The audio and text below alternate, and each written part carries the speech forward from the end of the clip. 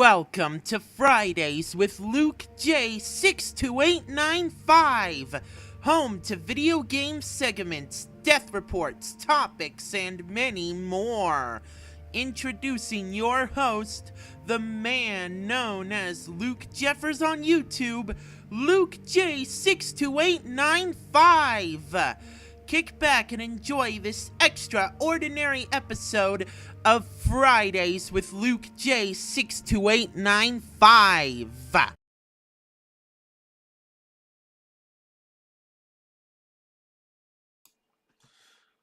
Thank you, DC Comics Fan 2004.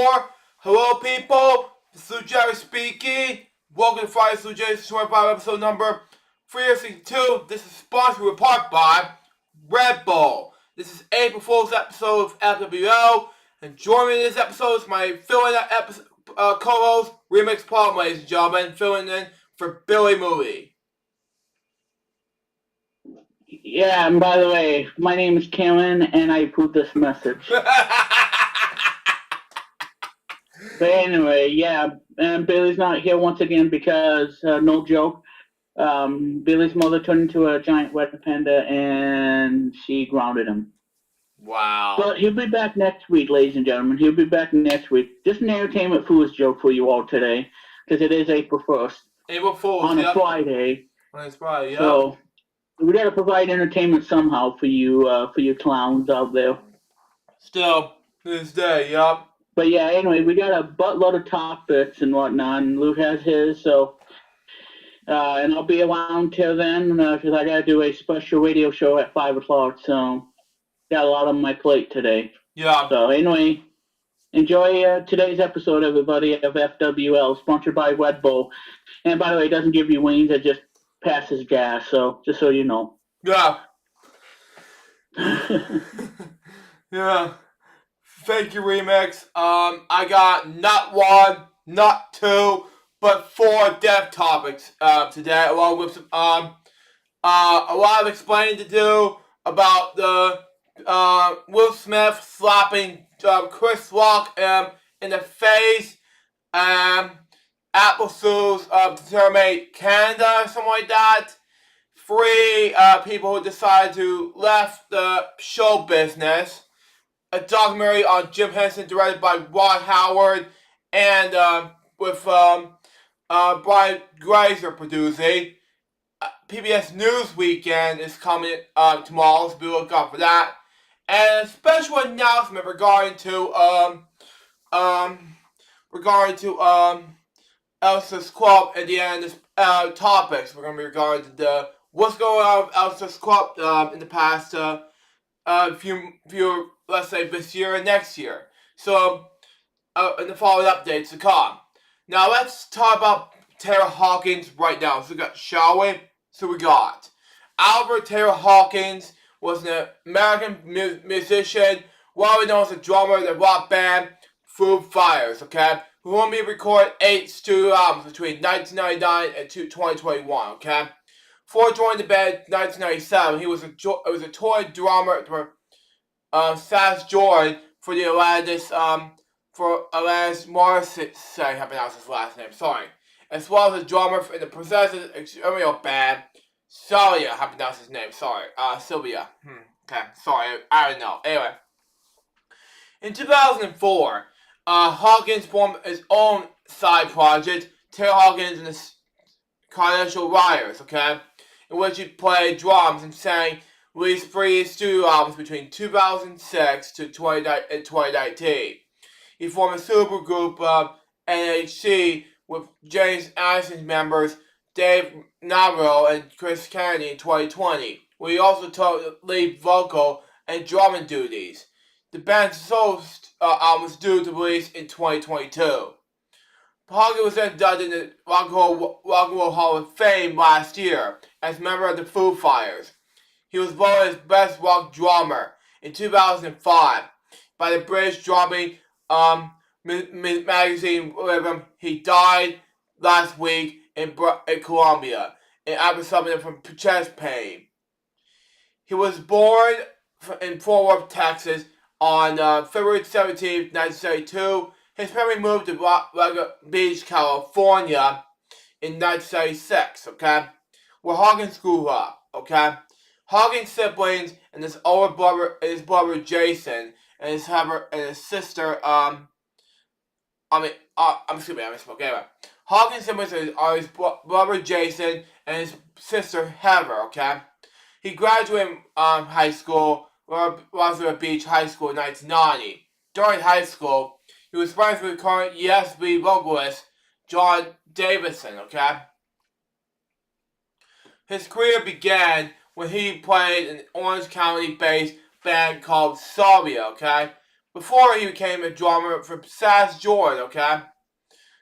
From June 95 until March 97, Hawkins with Analyst Morrison's drummer, was Analyst Morrison's drummer on the tour support Jaguar Pill on their the Cat Not tour, okay?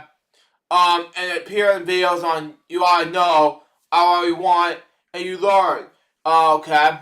And he also appeared on Morrison's VHS DVD Jaguar Pill Live in 1997, okay?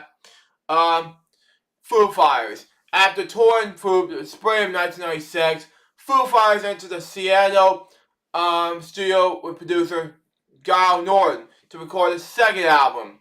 Conflict during recording reportedly erupted between Dave Grohl and drummer William Goldsmith, eventually causing Goldsmith to leave the band.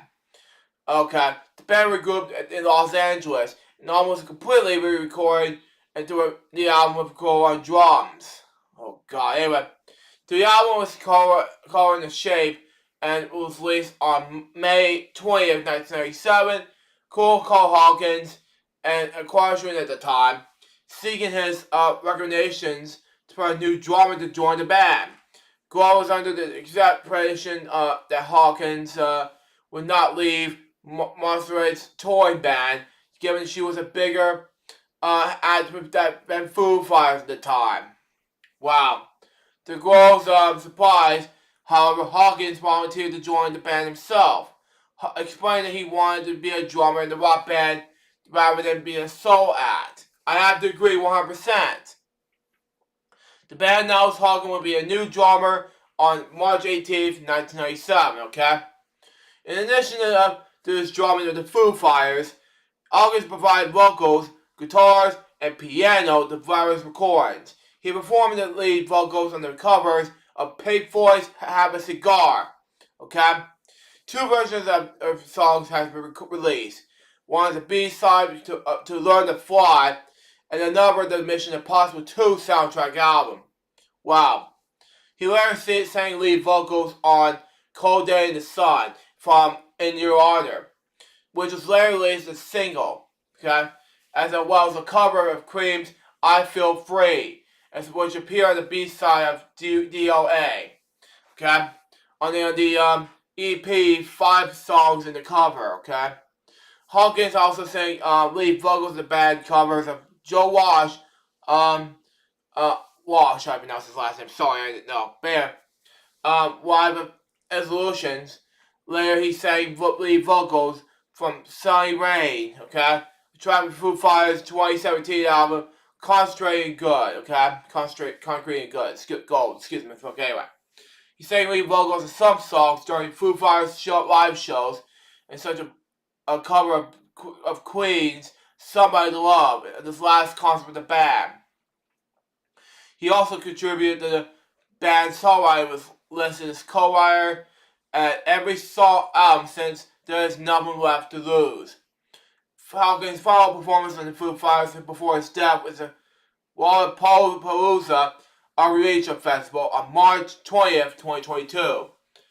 His other projects in 2006 is Hawkins released his self-titled LP. LP with his side project, Taylor Hawkins and the Casual Rioters, okay? Taylor Hawkins, the Casual Rioters, separately released 2 more studio albums. Red White Fever in 2010, and Get the Money in 2019. He initially played with the Police cover band, initially titled The Cops, and Fallout. At Live Earth in 2007, Hawkins was part of the SOS All-Stars with Roger Taylor of Queen drums, which is good off, and Chad Smith and Red Hot Chili Peppers. I think I agree with these two things, you know. Anyway, Hawkins recorded the drum tracks for the Coheed and Cambria album, Good Apollo on Burning Star 4, Volume 2, and No War for Tomorrow as the band's regular drummer. Okay, Chris Penny we cannot record because the conjugal reasons. Hawkins also toured with Coheed and Cambria shortly before, during the months of the album.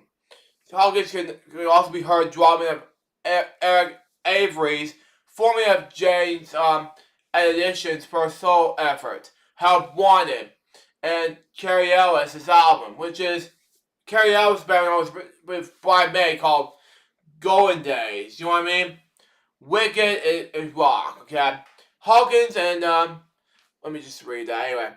Crow split during drumming duties and on Harmony and Dissonance, okay? The first album by Foo Fighters, Bandmate, Chris Summon's own side project, Jackson Untied, okay? United, excuse me, anyway. Hawkins played on the track Cyborg for Queen's guitarist Brian May's 1998 solo album, Another World. Wow. I mentioned Brian May earlier, but okay. He also played drums at VH1's Rock Iris 2006, while with Queen performing We'll Rock You. Okay? He sang backing vocals on the Queen plus Paul Rogers single Celebrity, okay? Hawkins was commissioned to complete an unfinished recording of a song by the Beach Boys drummer, Dennis Wilson, titled Holy Man, by writing and singing with new lyrics. The recording was also featuring compositions from Brian May, Roger Taylor of Queen, was issued as a single for Record Store Day in 2019. While the Foo Fighters are on Spring in 2013, Hawkins formed another rock cover band otherwise called whatever they pronounce it, Chevy Mel. Okay, that makes more sense. Anyway, he also appeared on Slash solo album Slash, same name anyway, released in 2010, providing backing vocals on the track Collection of the Dead. Okay, featured Ozzy Osbourne. He was cast in the role of Iggy Pop in the rock film CBGB. Hawkins recorded the drums on Vasos Rossi's last song. I can't pronounce that name. Sorry, Roseville Paul Sobelli. I pronounced his name. Sorry. The song was released on January 21st, 2014 in Italy. Wow. Okay. In March 2014, Hawkins announced this new side project called The Birds of Satan. Okay. Satan. Okay. Birds of Satan. Okay. Makes more sense. Anyway. It features Hawkins, drum technician and bandmate from Chevy Mel, Wally Hawkins on bass guitar and vocals, and as well as guitarist Mick Murphy, also Chevy Mel. And the band's self-titled debut album was released on April 2014, with the release party was at Rock and Roll Pizza, featuring the Foo Fighters guesting on some of their covered tracks. In the interview with Radio X, Hawkins revealed that his initial idea was a solo project with a duet with female singers.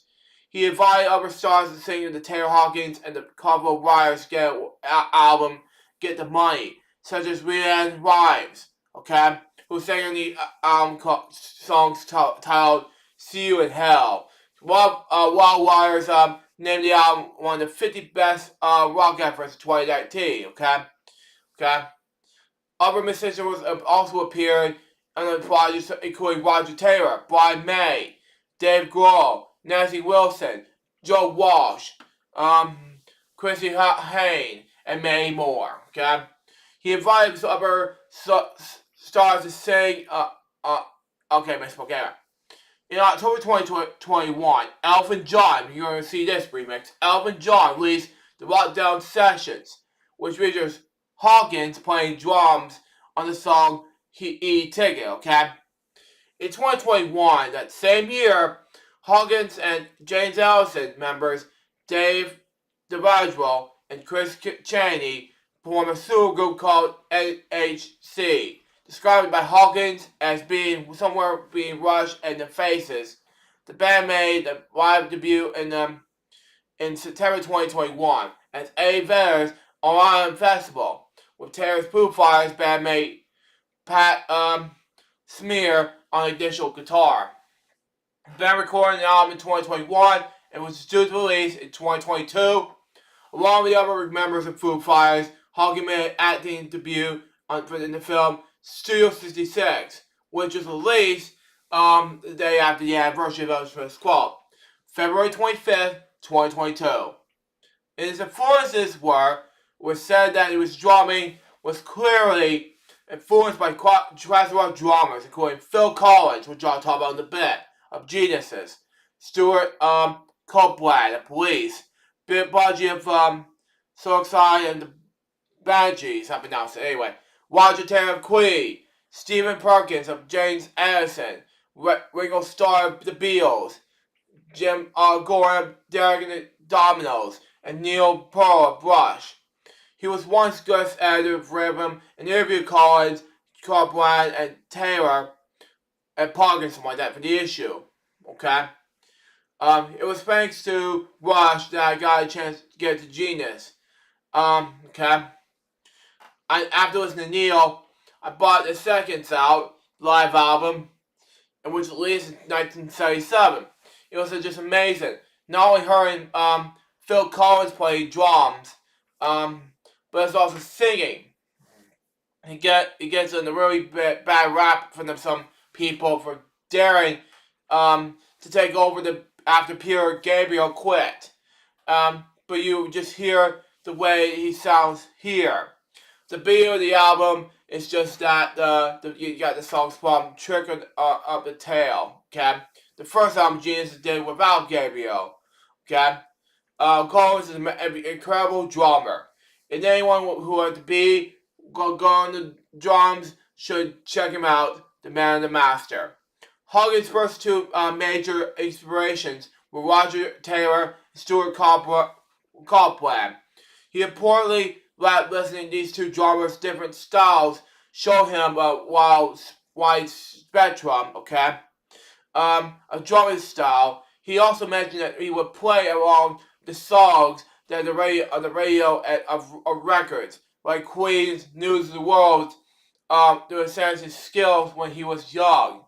His personal life began when he was in his wife Allison married in 2005. Together they had 3 children, Oliver, Annabelle, and Everly. How to pronounce her name. Sorry. They resided in Hills, California, after moving to Tampa, K, 2012. Hawkins overdosed on heroin in August 2001, which led him to coma for 2 weeks. Speaking to Two Beats One host Matt Wilkinson in 2018, after the incident, Hawkins said, "I was partying a lot. I was just enjoying junkies per se. I was just partying, okay." But that was the year of just when the partying just got a little heavy. Too heavy. Yeah, it makes more sense. Anyway, thank God on some level, this guy was making me do the wrong line, on which the wrong thing out one night I was going. I'm not going to say the F word, but that's just me. When the F happened. Anyway, that was a real changing point for me. Anyway, moving on. Anyway, he died on March 25th, 2022. Emergency service was called at Casa America Hotel, in Colombia, where Hawkins was suffering with chest pain in the hotel room. Help bombs arrived and found Hawkins unresponsive. They performed CPR. He was declared dead in the scene. No cause of death was given. The following day, Colombian authorities announced that the primary radiotoxicity test acknowledged that Hawkins has 10 supplements in the system at the time of his death, including Albanites, it, benzorbanized, the ID, something else's name, tricycle, antidepressants, and THC. The polycyclic compound cannabis. On March 29, 2022, the Foo Fighters canceled all their upcoming shows. Wow. Tributes as follows.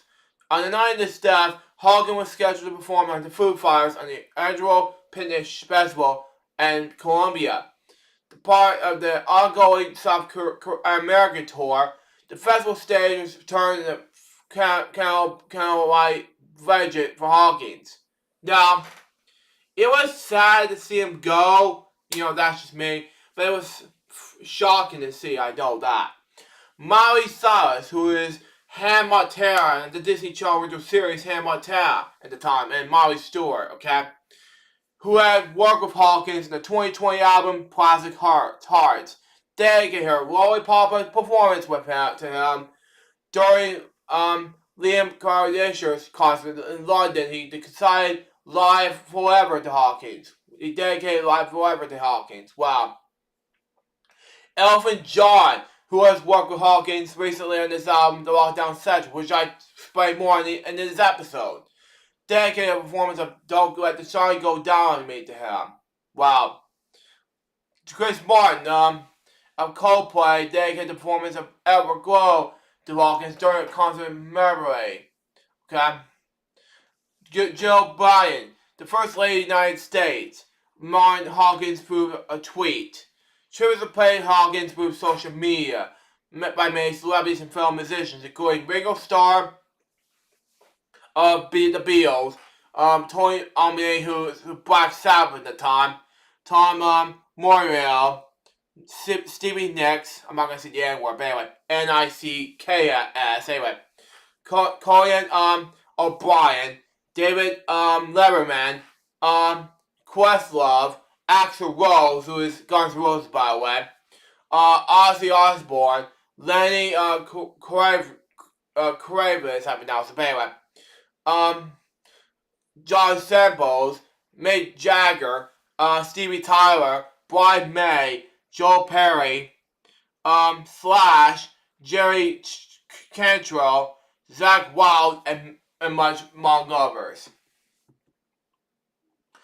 There's a lot to say about Taylor Hawkins. Now I'll move on to my next step topic. And that is, of course, Paul Herman, okay? He was an American actor from Brooklyn, New York. He was best known for playing Randy in David Russell's Dramedy, okay? Silver Linings Playbook in 2012, okay? And Whispers the Trio in Martin Sorrell's crime epic, The Irishman in 2019. He was born on March 29, 1946 in New York City, okay?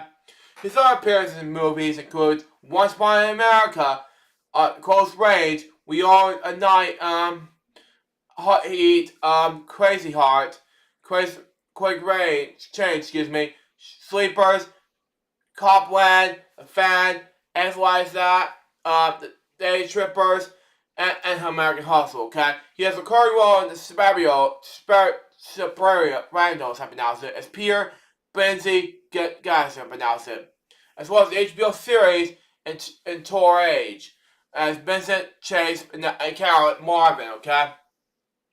Herman has also played minor background characters in two other Scorsese's crime films.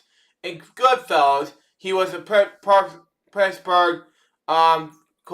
connection, and it was a montage sequence back home years ago.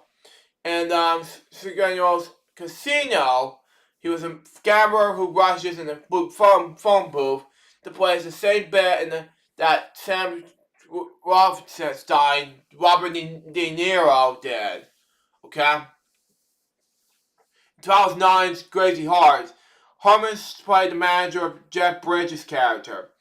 Herman received a Screen Actors Guild Award, the Critics' Choice Award as part of the administrative cast of 2013's American Hustle. Herman, along with his brother Charlie, ran for Columbus Cafe in the 1990s. Located all across the Lincoln Center, it was favored by actors, ballet dancers, gangsters, and FBI and DEA agents. Okay? Herman has also had a small ownership and stake in the cafe, along with, I can't pronounce the name, M.B., okay? As well as the other actors. He died on the 76th birthday on March 29th, 2022. Now, my only, first of the last two death topics, okay? Marvin J Kwamski, okay? He was an American television and film director and producer. He was born May 25th, 1929 in New York City. Kwamski graduated from Syracuse University in 1950.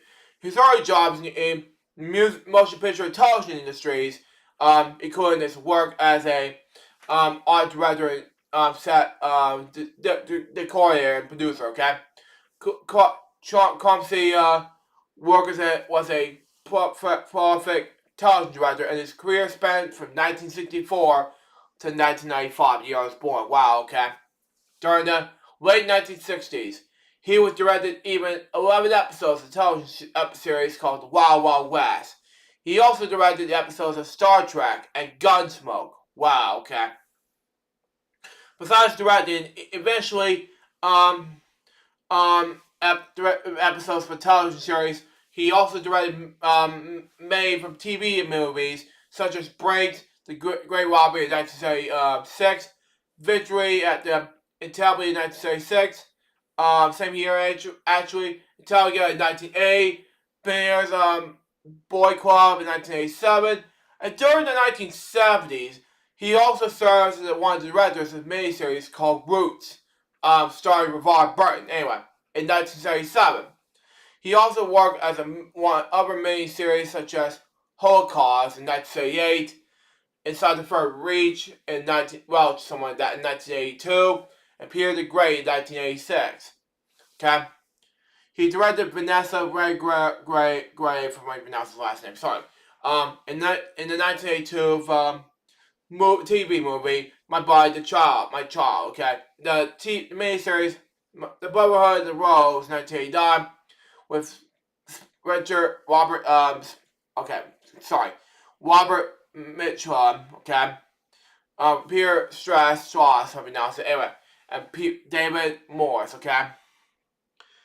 Hey, peace, one of my new subscribers, thank you. Have an amazing weekend, as well as you. Anyway, and the TV movie, Catherine the Great, 1995, starring Catherine Jones, okay? He also featured films directing credits, his featured film directing credits includes Evil, Crenshaw of 1971,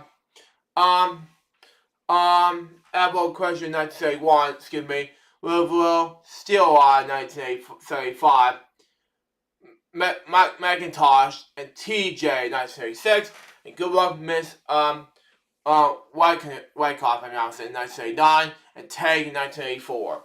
His awards began when he was wearing 3 Emmys. Outstanding director for the drama series for Holocaust in 1978. Outstanding director for miniseries movie or dramatic special at Tia Cup, pronounce it, 1980, okay? And for Inside the Third Reach in 1982, okay? You're welcome, Pizza, SSN, pronounce it, anyway. It was a father of Peter Kwamski, and also a television producer. He died in his sleep in San Monica, California, earlier this week. He was 92 years old. He was a cousin of a communist, I pronounce it, Noam Chomsky. Okay. Now, my last topic has to do with Todd Parker. Okay. I'm not a huge fan of his work, but I'm a huge fan of heavy metal per se. Anyway, He was an English singer, okay? If you watch his Bowman, it's for you. Anyway, widely known as a member of the British boy band, The Wanted. In 2013, Parker appeared with his bandmates in the E-Show reality television series, The Wanted Live, okay? After the band's hiatus in 2014, he embarked a solo career. Wow. In October 2020, at the age of 32, Parker was diagnosed with maple brain tumor. The one returned reunited September 2021, but Parker scrambled his tumor and died earlier this week. He was 33 years old. He was born, grew up in Bolton, Greater Manchester, England, on August 4th, 1988. Okay? He learned to play the guitar at the age of 16 after trying out his older brother's guitar, okay? Went on to win the audition for the X Factor. Wow, okay. Interesting just by pieces in there. Okay, that's what I said. Anyway, he went on, okay, but did not get to pass the first round. Wow. He went to Manchester Metropolitan University and studied geography, but dropped out in pursuit of a professional singing career. Parker joined the Take That tribute band known as the Take That it toured with Northern England before joining The Wanted in 2009. The Wanted career began in 2009 as a mass audition was held by Jane Collins to form a boy band. After successfully launching Parade and The Saturdays, Parker audition was selected as one of the 5 members alongside with Nathan Sykes, Sylvia Kainos, Sworn, I pronounced his name, sorry. Last name I pronounced it. Anyway, Max George and J. Magenius, okay? Out of the thousands of others of audition, the band was formed together and they worked on the debut album before finding the name of the band, The Wanted. The debut single, All Time Low, was released on July 25th, 2010, okay?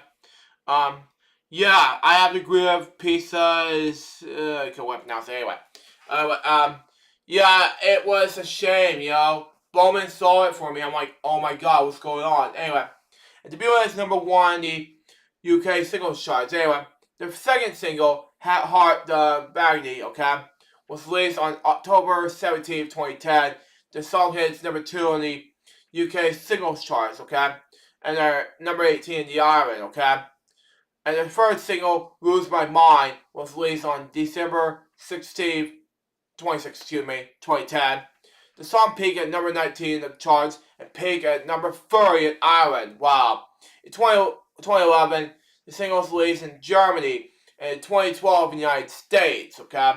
In 2013, which year I graduated high school, by the way,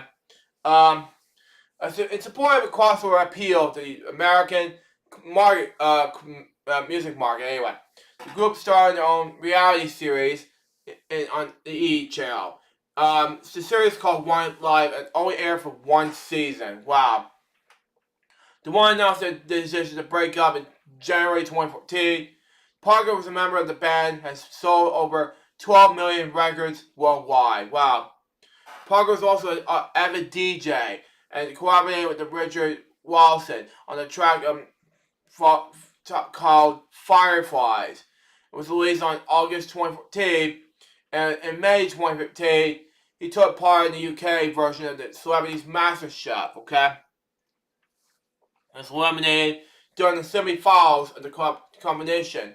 In October 2015, that same year, okay, he released a solo single titled Undiscovered, along with his own website and tour dates. Wow. In February 2016, it was confirmed he was to replace Tina Aubrey on the Channel 4 show, The Jump, after she fell on her arm and disclosed her elbow. He eventually finished third in the series. In 2017, Parker was cast as Danny Zuko in the UK tour of the musical Grease. Wow, okay. Personal life, illness, and death, okay? He married Kelsey Odrick in 2018. Their daughter was born in July 2019, and their son in October 2020. Well, it's probably the same year as his illness, okay? His illness and death began in October 12, 2020. Parker announced that he had been diagnosed as an grade 4 polio. I pronounced his name, sorry. He suffered a seizure in July and was put in the waiting list for an MRI scan. Later suffered a seizure from the family trip. In January 2021, Parker was posting on Instagram that his tumor has been slightly reduced. That is continuing his treatment. In September, Parker's especially charity concert at Royal Albert Hall in aid of Stand Up in Cancer. Okay, the event was called Inside My Head and featured artists such as Becky Hill, McFly, Liam Payne. Okay. I'm thank you, Lisa Sims, if you're watching, if you're listening. Anyway, and first performance was Bandmates, okay? The Wanted. And they announced that their hiatus in 2014. On November 3rd, Parker announced on Twitter that his brain tumor was stable. And he has results from malaria scan. I'm delighted to say that it's stable. He died of a condition that I can't pronounce the G word, but anyway. Earlier this week, he was 33 years old. Now, without further ado, let's do a moment of silence reflection in regards to Taylor Hawkins, Paul Herman, Marvin J Kwamski, and Todd Parker right now.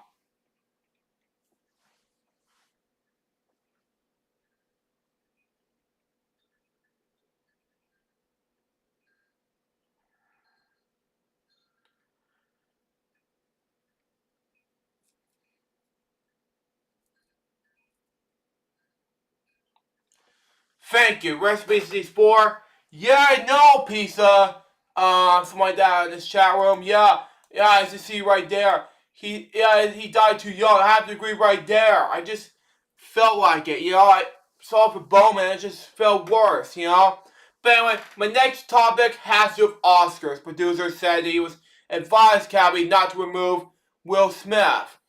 And then earlier this week, the Oscars, I have to say that I have a lot to say about Will Smith slapping Chris Rock. There are 3 topics regarding Will Smith slapping Chris Rock. Okay. Now, at the time, yes, I don't know what to say, folks. There are gonna be 3 topics about this, but yeah, that's just me. Anyway, I gotta say this, okay? It's Will Packer alleged that Chris Rock did not want to make a bad situation worse in having Will Smith removed from the 2022 Oscars. I have to agree with Will Smith. Because, and it doesn't mean it would be horrified, you know what I mean? That's just me. And Chris Rock, I don't know what to say with you guys. Don't slap each other, jeez. Anyway. The producer of the 2022 Academy Awards claimed that he told officials that Chris Rock did not want Will Smith removed from the Sunday ceremony.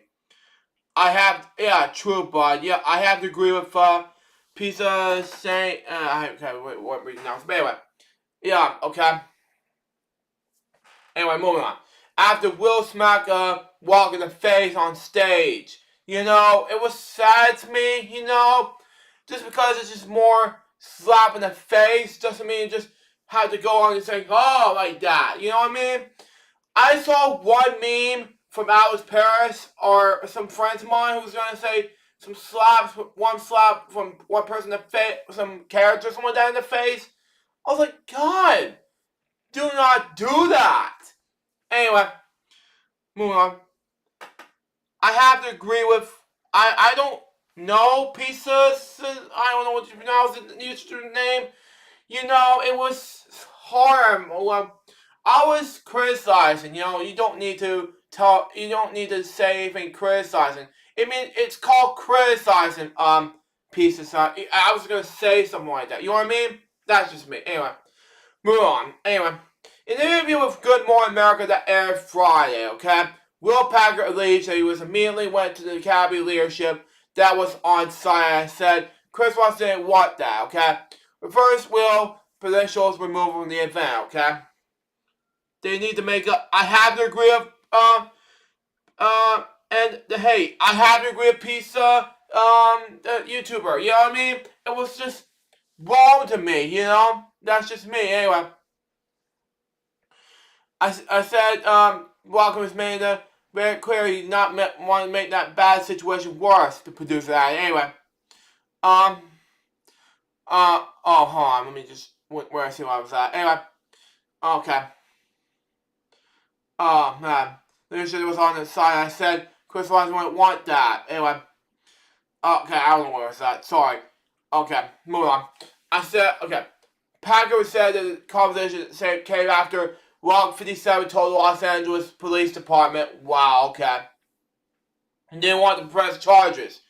I have to agree 100%. Anyway, meanwhile, sources told Deadline that Rock was never has, if he felt well, 53 years old, should be removed. That was not fair to me. Anyway. The Academy of Motion Picture Arts and Science previously said in a Wednesday statement that to people that Will was asked to leave the ceremony and refused. I don't get that. Why? Anyway, and added that they also recognized that we could have handled the situation differently. While Hawkins has so far declined to press charges against Will, Packer said on the GMA of wanted to respect the comedian's wishes to follow the incident. I made it clear, like Rocky, you told me. Whatever you want to do, brother. I just don't know what to say next. You know, it was hard, you know? That was so not fair for me to record the Emmys. Oscars, excuse me. I recorded the Oscars last Sunday, especially the Grammys, you know? That's coming up on Sunday. But you know what? It was sad to me, you know? That's just me. Anyway, the LAPD came to need to talk to Chris, and so they came into my office, and they want laying up that they're very clearly to what Chris' rights were, okay? Yeah, I have to agree with pizza thing. Anyway, we didn't press charge. Yeah, they need to make up to man. I have to agree. Yeah. Anyway, move on. Okay. Move on. They were saying that, this is Barry, yeah. This is, we'll go get him. We'll go get him right now. You can press charges. We'll arrest him. The producer of Florida get in jail. Jesus. Anyway, according to Packer, Rock said he was fine following the incident and was dismissal. Listen, fuck God, help me. Anyway, a message that given the law enforcement, okay? The conversation derailed after Rock made why of Will's wife J. Pinkett Smith's hair loss. Jeez, anyway.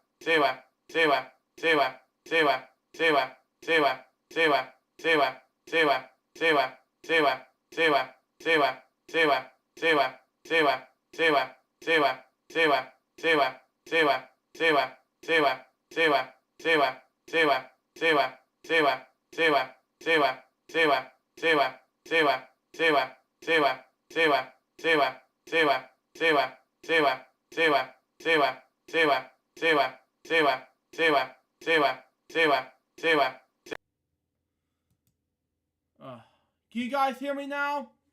All I have left is just my audio. You know? That's strange. Nothing. Yeah, I'm talking to Luke.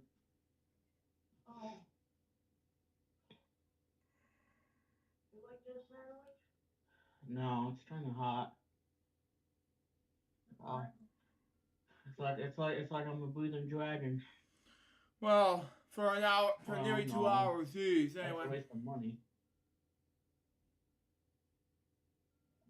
I know, but for my boots are out. And Mom used to, right? Luke, I'm gonna have to go because I gotta do a radio show in about 5 minutes, so. Okay. But, yeah, thank you for having me on, and Bill will be back next week, hopefully.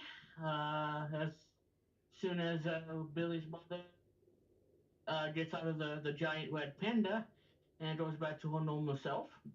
Entertainment purposes only, Billy, not making fun of you. Well, And yes, I will get Wheel and Jeopardy on, the Switch as soon as I can. So please be patient with me. And yeah, So there you go on that. So anyway, guys, I gotta go. Wheel One Video's up next. Enjoy the rest of the show, and there you guys go. All right, Luke, have fun with the show. Bye, everybody, and enjoy the rest of the program. Okay, sorry if you hear lots of repeating stuff, but you know. Anyway.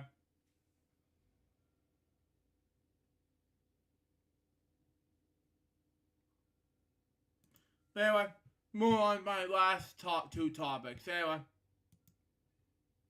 Jeff Bennett gets ready to launch a retold PBS News weekend, okay? And, yeah. After more than 8 years, the weekly, weekday, and weekend editions of PBS Central Evening Newscasts are finally get together, okay? Washington's, WETA has long produced, the virtual PBS NewsHour. The show, once known as McNeil Larry Report, now anchored by Julie Woodruff, while with New York's WNET since 2015. Okay, yeah, it's been on for an hour. I'm like, oh, what's going on? I'm like, Jesus. If you watch this piece, I have no idea what's been going on. I don't know. It's been having an echo like an hour, but I thought it was an echo, but it just keeps doing it, duh. So I'm like, what the hey happened, you know? Anyway. Yeah, good thing you're in the time, Josh, but that's just me anyway.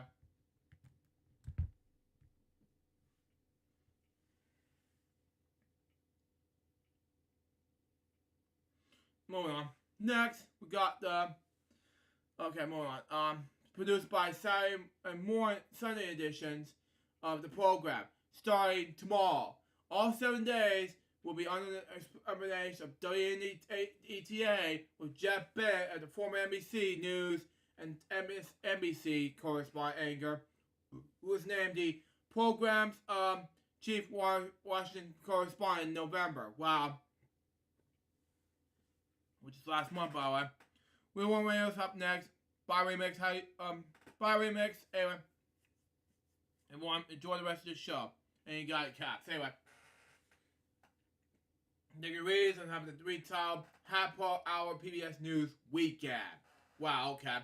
I think we're going to build on News Hours to an initial mix of news and interviews and in-depth features, said Bennett in an interview. At the same time, the weekend shows will leave room for figures for the worlds of cultures and the arts. Every week, we'll bring on something talking about a book about what we're writing on the shows. There will be begins, okay?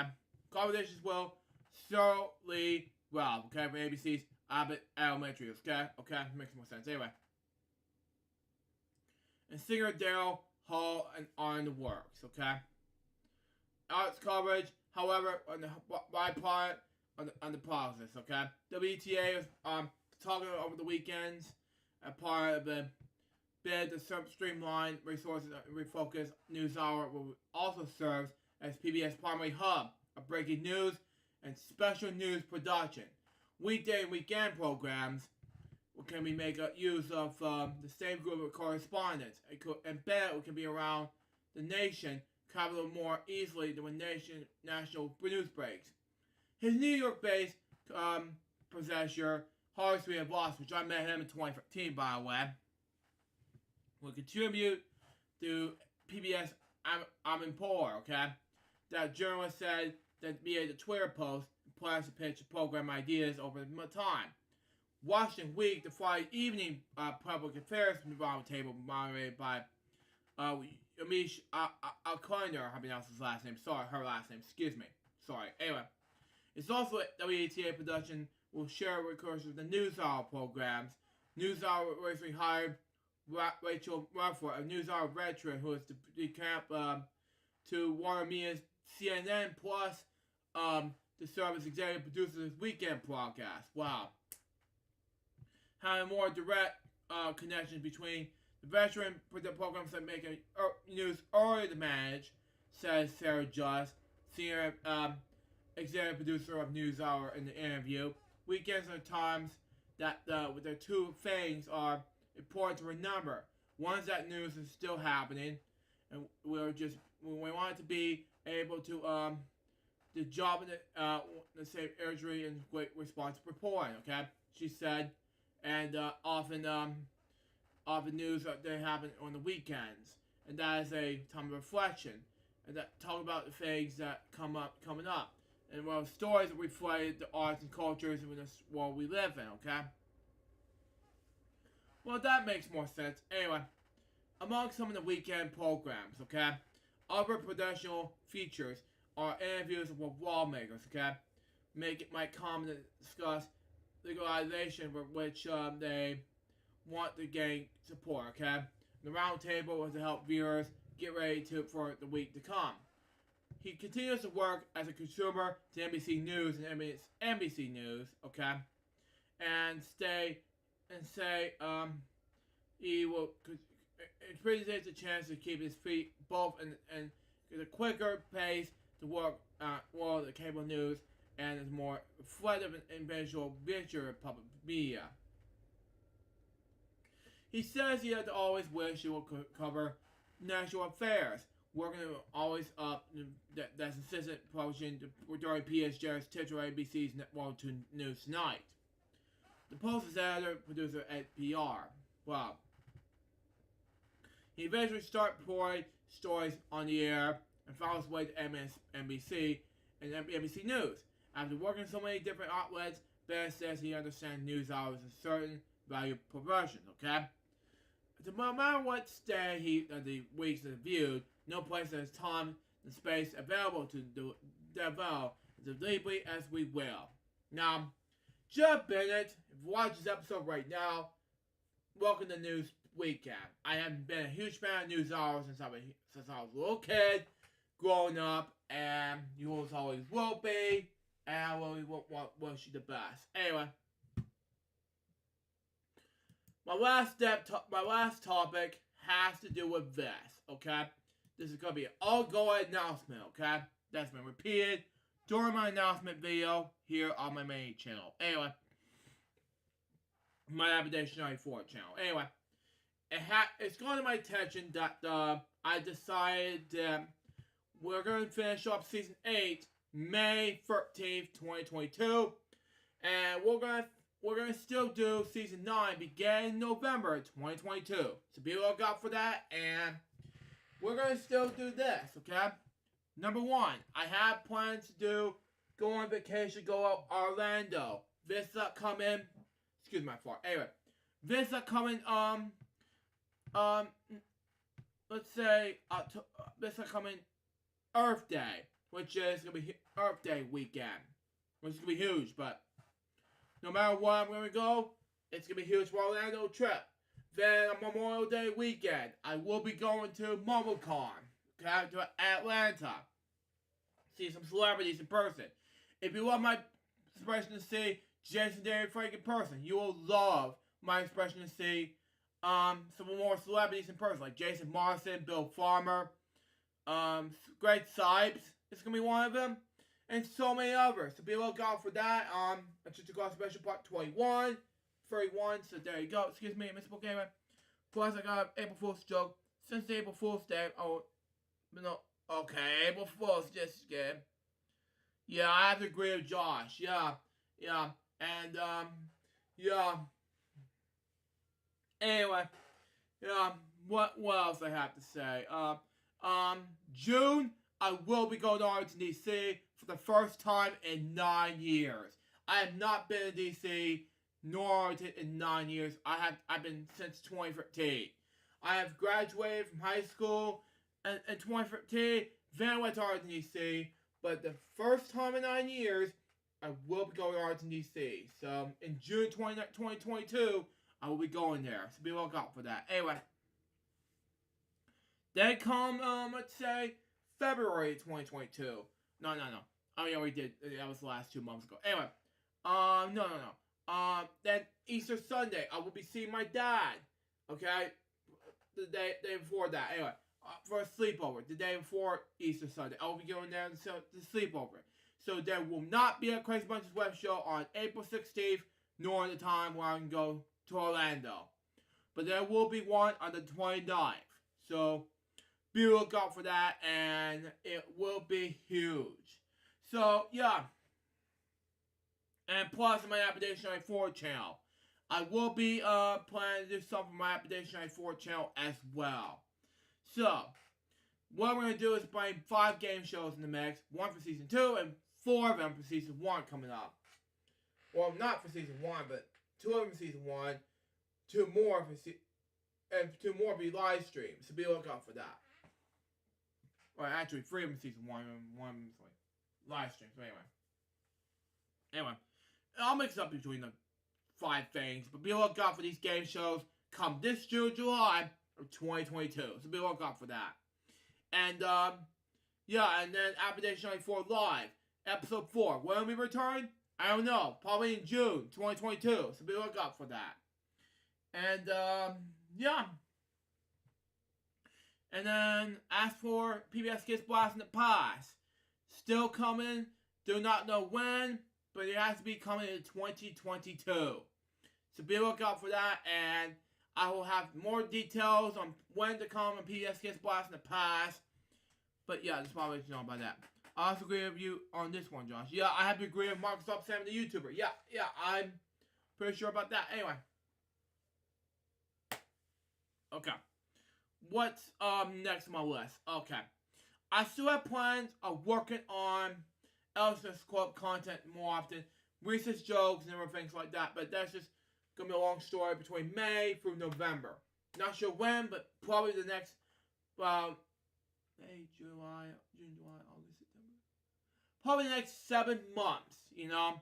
And I will be going to do Season 9 FWO. You know, that's just me. It will be huge and exciting. Plus, the April Fool's joke you made. This is one I saw on Twitter. I have to agree with Microsoft Sam, the YouTuber. Yeah, I have to agree with that. But anyway, Microsoft Sam, the YouTuber. Yeah.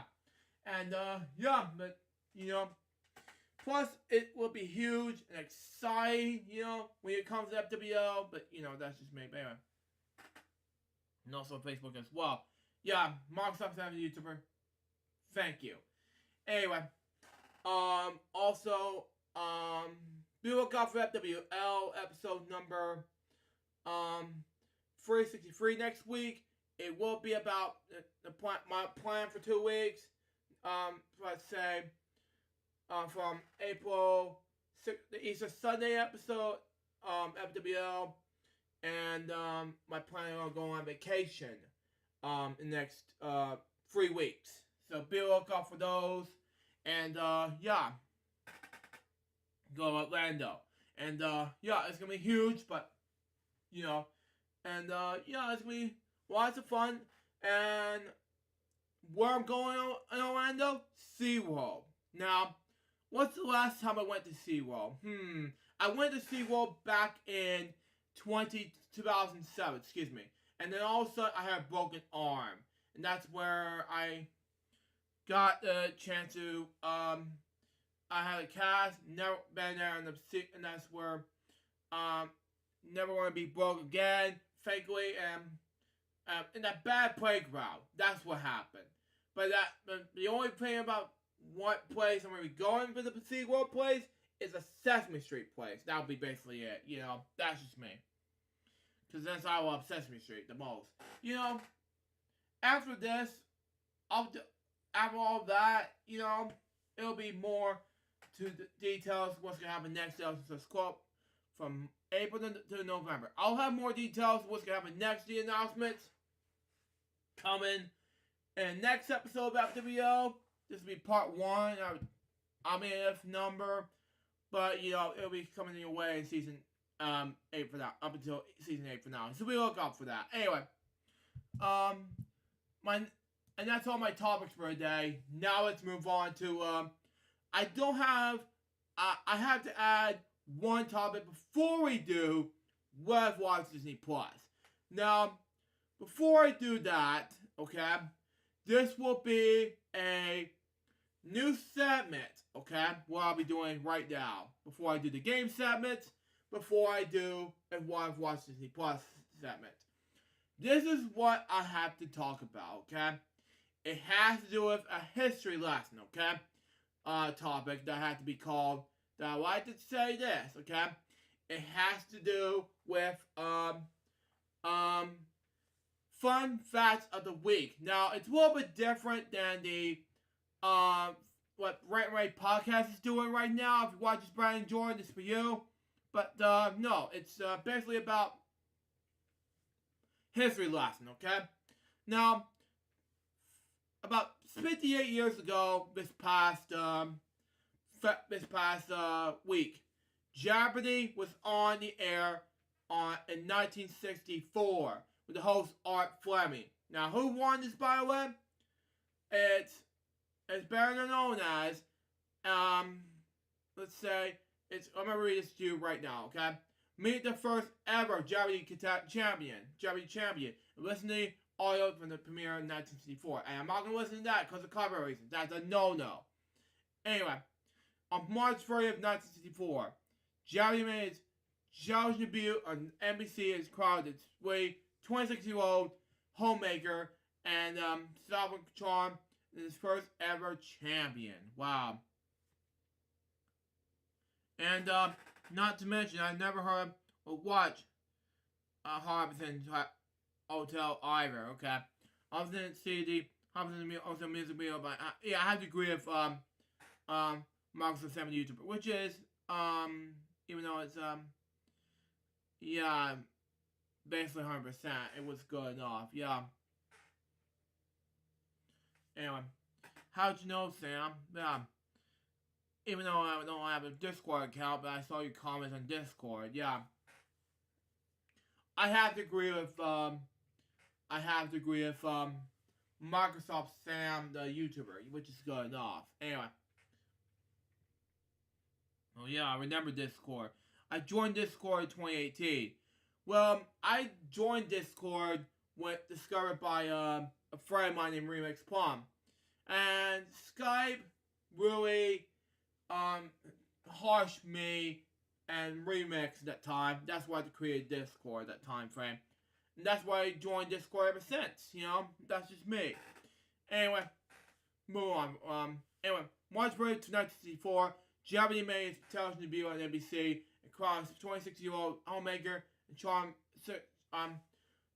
Southern Charm is his ever first champion, okay? Her name is Mary Campbell Eubanks, okay? She won the first official game and announcedly committed a spot forever in American pop culture history, okay? I'm very proud of it, Mary said in her win. I mean, it was very startled over the whole thing. It never occurred to me as to whether Jeopardy could be on forever and ever, okay? Actually, her Aboriginal hotel name that was pronounced Habsban, okay? Oh, I see. Josh, I mispronounced names wrong. Oh, whatever you pronounce names, but oh, And, excuse me, anyway. A few weeks prior to auditioning to be on the show, Mary moved on to her husband to New York City, and for her family's farm to Kansas, North Carolina. He had a new job, was going to New York and take a course in expedition. Okay. Mary said, we found a place to rent an apartment in the village. To keep busy for her husband working, Mary spent her days hanging out downtown with a friend who lived in an apartment building. Wow, okay. You took the words, yeah, comment in the Meatloaf song. Okay. Okay. That's just me. Anyway. I don't know. Late Meatloaf. Anyway. Moving on. Next. Anyway. Move on. Next. To keep me busy and her husband working, Mary will spend her days hanging out downtown with a friend who works in an apartment building, okay? The woman has nothing to say to do it all day. Mary said, well, shall we try out, go on various programs where people enter the win, self and others were so many fun programs, okay, to be an audience in, okay? One day, while standing in line to be audience member, The Price is Right, Mary was approached by a gentleman who presented her with a unique opportunity. Wow, okay. Oh, well, you try to be your best but now anyway. Well, yeah, I did, Josh. Yeah, I know. He came staring up to us and said, how would you like to be at one on the game program, okay? They're auditioning for positions. Why did you go? Mary recalled, okay?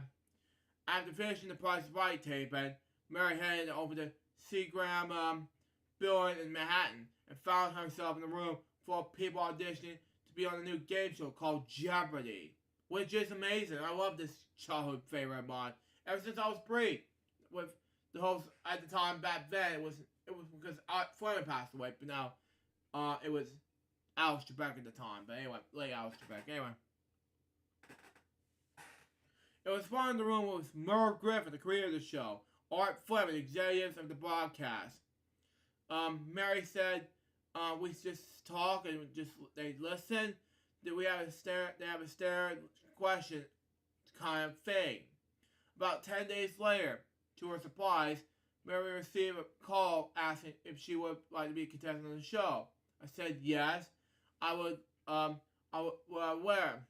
Mary asked the caller, nothing white. He responded, that was the only instruction I received. Wow, okay. Okay, moving on. Next, Mary selected rich pink blouse, okay, and a skirt to wear for the taping, okay. When she arrived at the studio, she placed in the same makeup room as the show creator Merv Griffin, okay. He was sitting beside me, and doing his makeup, okay. Mary said he was just as nice as he could be. When the game began, one thing was clear. Mary was a natural. She ruled the audience and host Art Fleming with her personality and southern accent, okay. I was the least, but nervous, Mary said. I was just having fun. I think the plan that some of the most would like to food, but it was going to be very funny the way I pronounce it, okay? The audience is just a fit over it, and so did Art for that matter. By Final Jeopardy, Mary was in the lead and placing over $115, which is good enough. Coming the correct response, what quote would make it the Hamlet. Wow.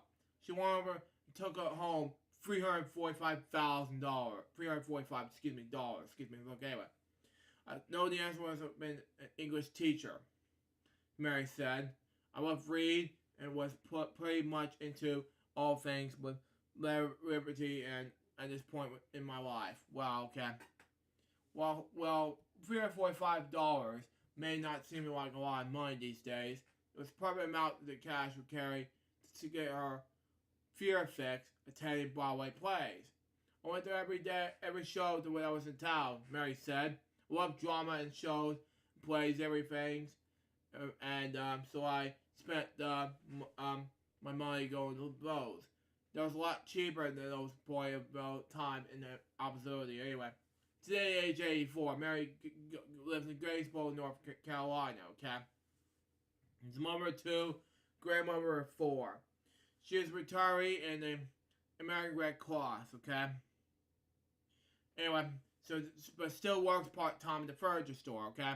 But when she's not working, she spends her days relaxing and enjoys retelling the stories of her time on Jeopardy and how it impacted her life. I love being a part of the presidential show, okay? Mary said. It was kind of be like the theme of my life is since to not worry about doing the new things. So I started out early.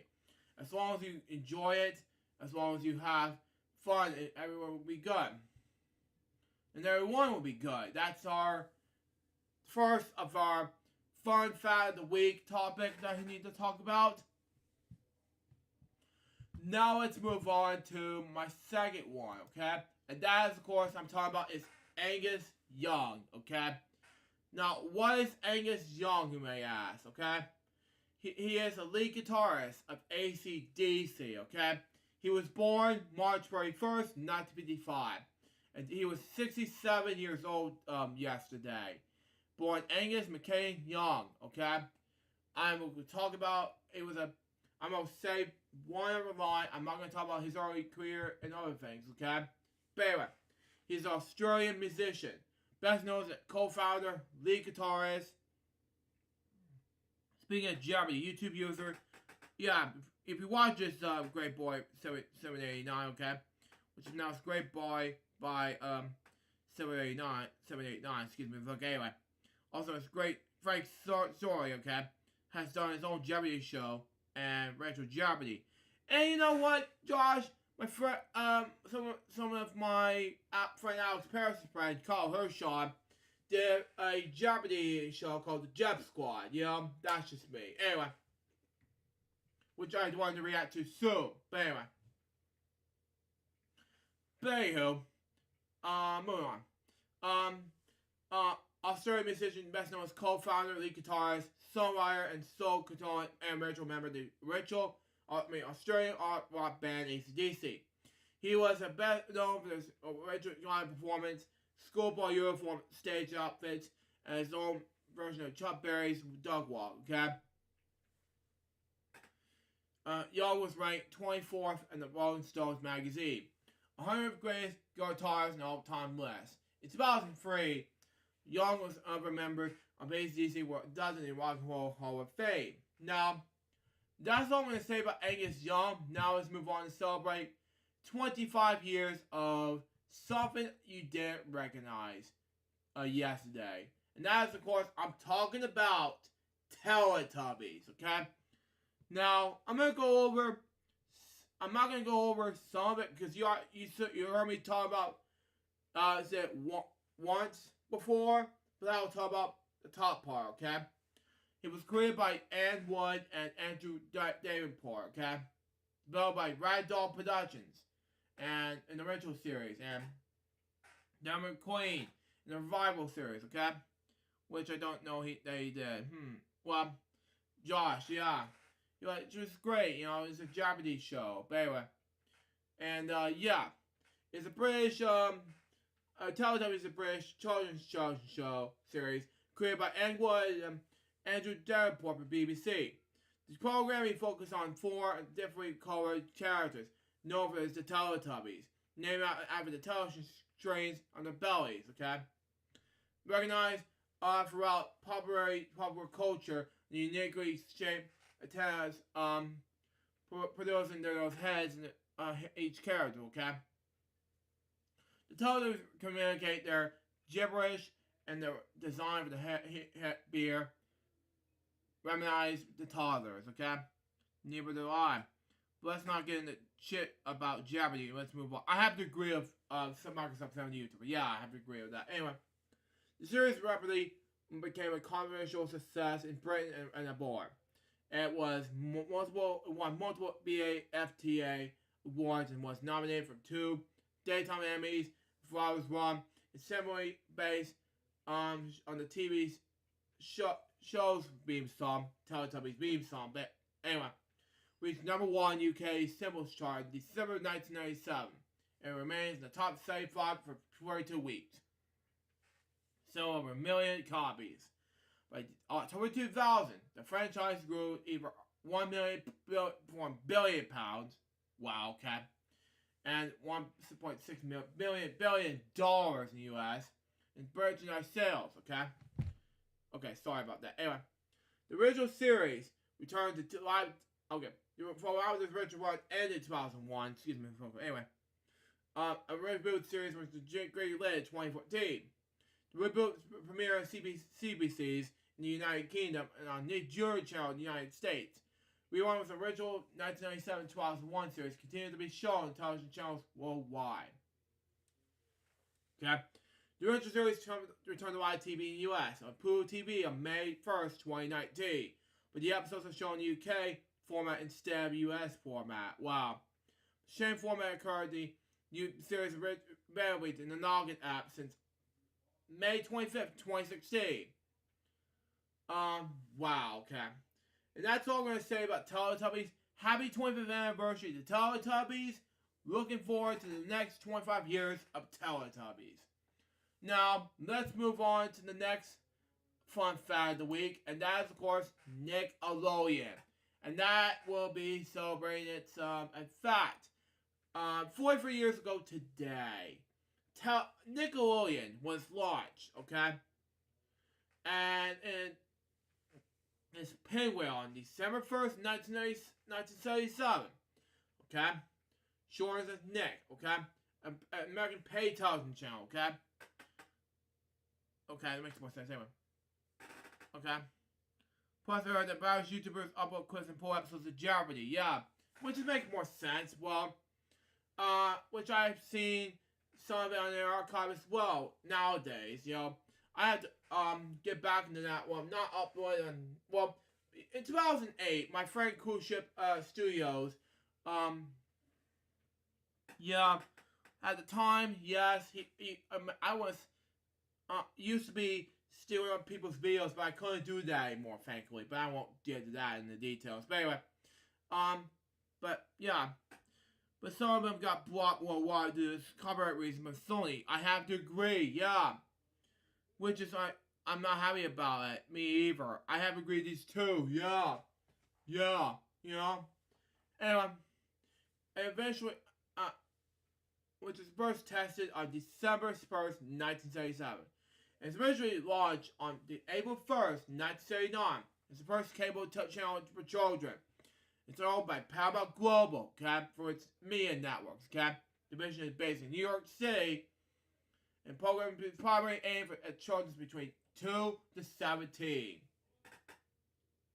Wow, which some of this program blocks target the blogger family audience, okay. The channel was first tested in 1977 as a part of Cube, okay? QUBE, okay? For short. An early cable television system broadcasting locally in Columbus, Ohio. QBB's channel C3 aired Pinwheel, an educational show developed by Vinian Horner. Pinwheel performed with QUBE subscribers, and Horner's expand program into the full channel in national television. The channel will now be named called Nickelodeon, okay? Launched in the countryside audience on April 1st, 1979, with Pinwheel as the initial program, okay? The network was eventually commercial free and remained without advertising until 1984. Cube owners Warner Max Satellite Entertainment eventually sold Nickelodeon along with the sister networks MTV and VH1 to Viacom in 1986. Wow. Throughout this history, Nickelodeon has introduced sister channels and theme programming blocks, okay? On January 4th, 1988, Nickelodeon launched Nick Jr. Wow. A weekday morning block aimed for preschoolers. August 11, 1991, it introduced another flagship brand, the Nicktoons. Okay? Original animated productions created especially for the network, okay? The Nicktoons brand introduced its own sister channel, launched in 2002. Then in 1999, Nickelodeon partnered with Sesame Workshop to create Noggin, okay? An educational brand concerning its own cable channels and interactive website. 2 blocks aimed at teenage audience. Teen Nick, previously on Nickelodeon, and The End, previously on Noggin. Wow. Were merged in the several channel Teen Nick in 2009. As of December 2018, the channel is available with 87.167 million households in the United States. Wow. That is a lot of people right there. Anyway, I'm not going to say the history of Nickelodeon for right now, but we'll get to that in the 25th anniversary of Nickelodeon in the film I'm working on. But anyway, that's all I'm saying about Nickelodeon. That'll be and that will be the last one for right now. After I do one more, we got Brian Johnson. Okay, he was best known as Brian Francis Johnson. Now, as of April 1st, 1980, he was auditioned from a band called AC/DC. He hired Brian. The band hired Brian to perform a band called for the band AC/DC as lead singer. You know, it was great. He's now 74, and it was great to be a lead singer. So there you go. And yeah, he was an English singer and songwriter. In 1980, at the death of Bon Scott, became the first lead singer in the Australian rock band AC/DC. And as I mentioned before, that's just me. That was 8 years. That was like, let's say, 42 years ago today. Anyway, he and the rest of the band were introduced and inducted into the Rock and Roll Hall of Fame in 2003.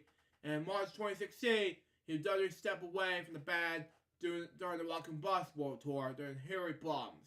September 2020, AC announced, officially confirmed that Johnson, along with fellow members, bandmates, Phil and Cliff Williams, had returned in August 2018 to record his band's 2020 album, Power Up.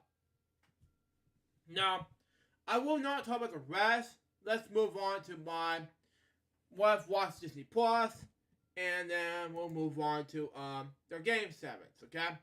Now, What I've Watched Disney Plus, okay? Season 1, Episode 16 through 19 of The Proud Family. That's all I gotta say about What I've Watched Disney Plus, okay? Now, that's all I got for What I've Watched Disney Plus. Now let's move on to Game 7, shall we? So we got, anyway. We got a little bit of Hangman. I'm not gonna do much Hangman. I'm not gonna do much Game 7s today, so that's just me, of course.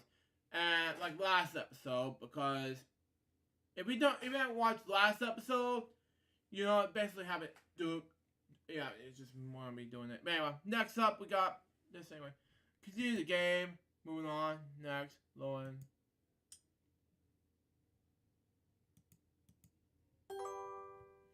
Okay. What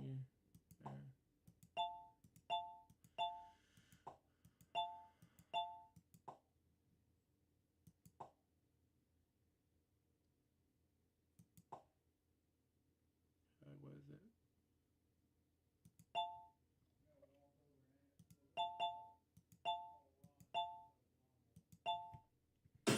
Okay, job was shown. Oh, okay. Yeah.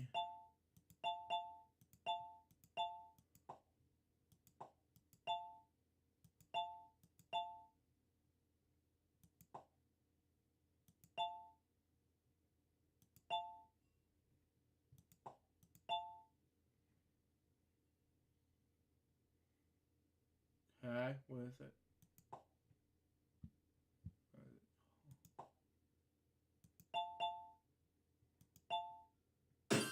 Okay, there we go. Harley Davidson, okay. I remember, yeah, before, yeah, okay.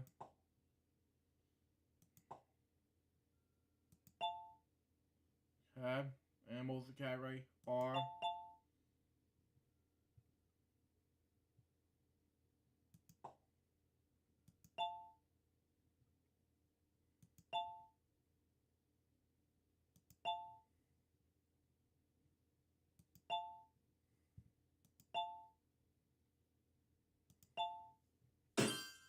Saint Bernard, that's it. Bishop Chronicles, see.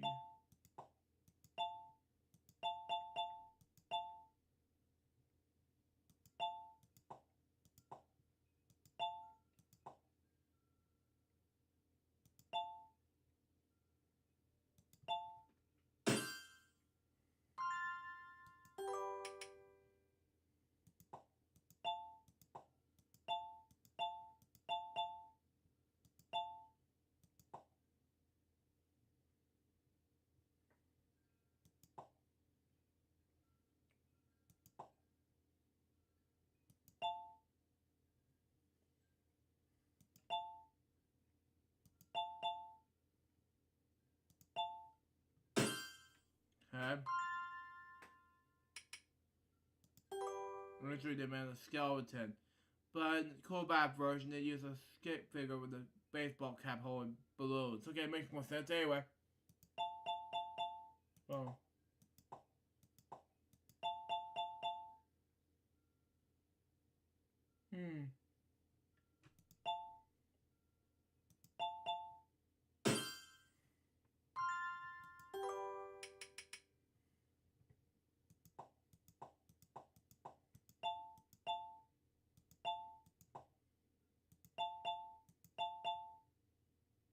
What is this?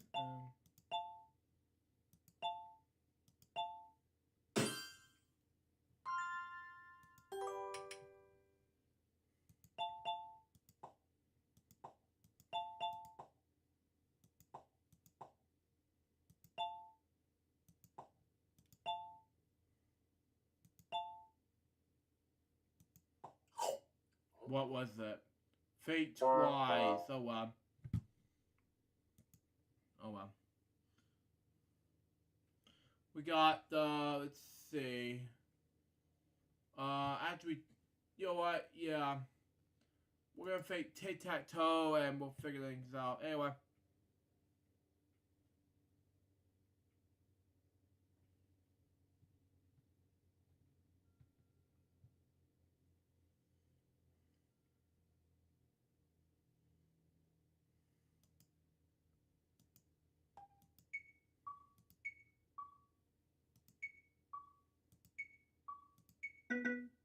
Wow.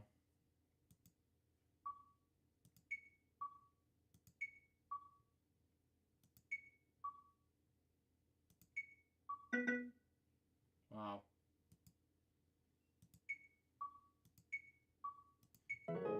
Got it.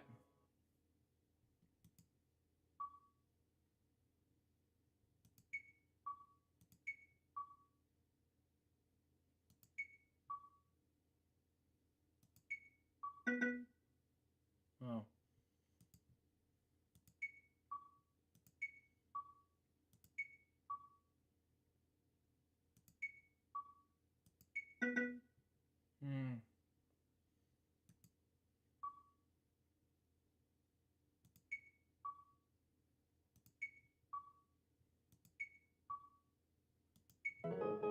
Got it.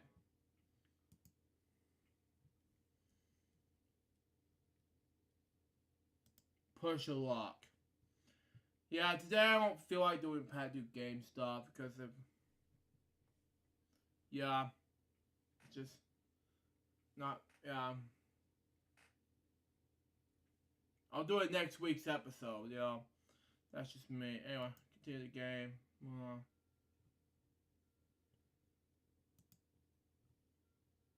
It's time to push your luck. Anyway, spin this wheel.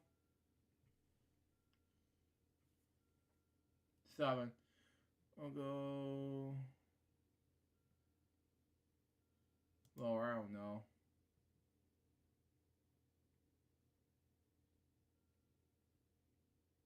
Oh, I'm busted.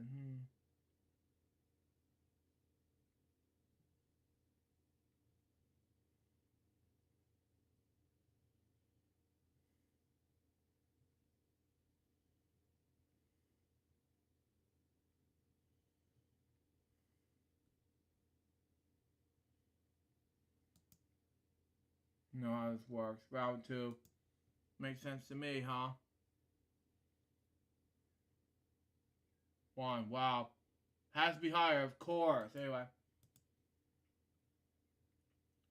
I think 1's gonna beat me. Anyway. 12. It has to be lower than 12 or something like that.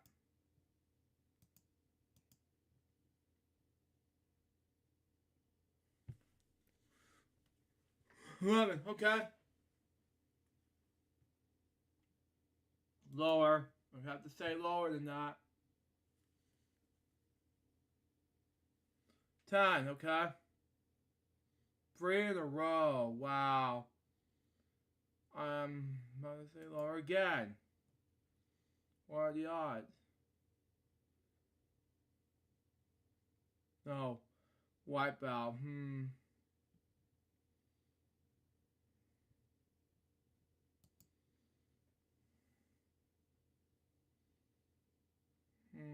I just did it wrong. Lower, I don't know.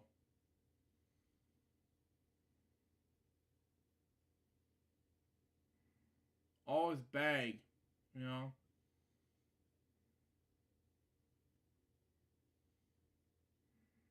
Yeah, I'll do it again. I'm sorry, I need to do something here. I need to get back in the game or something, I don't know.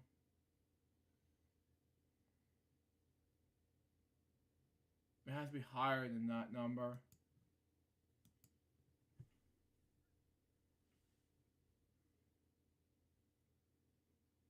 Wow, 11, okay. Lower than 11. Sorry about that, but anyway.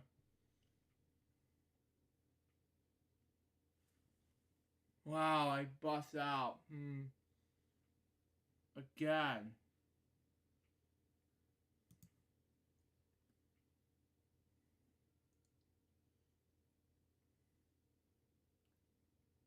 Has to be lower than that number again.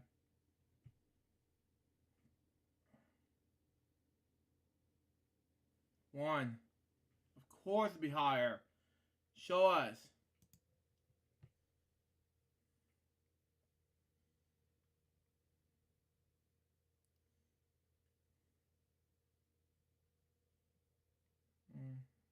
Bank, I don't know.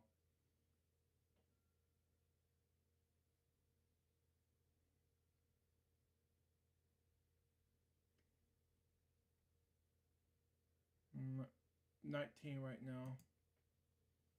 6th place. I did it anyway. In the end.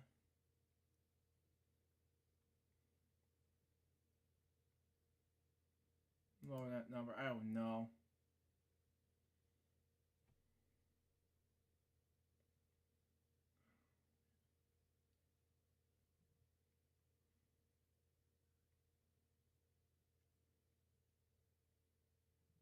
Round 7.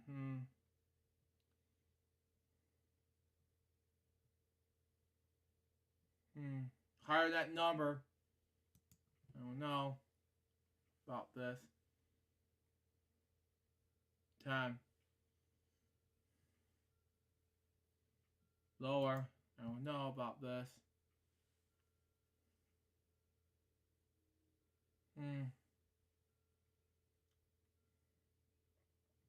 Higher. See what happens. 9.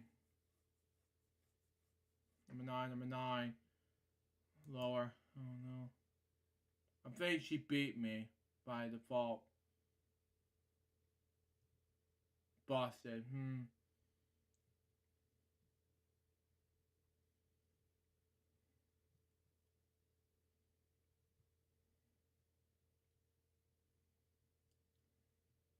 Well, this deserves a game over. Let's do one more game and we'll be done. Because I think I did the wrong thing. Anyway.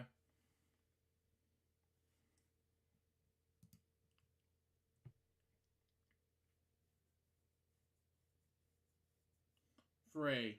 Okay. Higher than 3. How to do some of this lower stuff. I don't know. 8. There we go. I'm just gonna use a free spin. I'm sorry.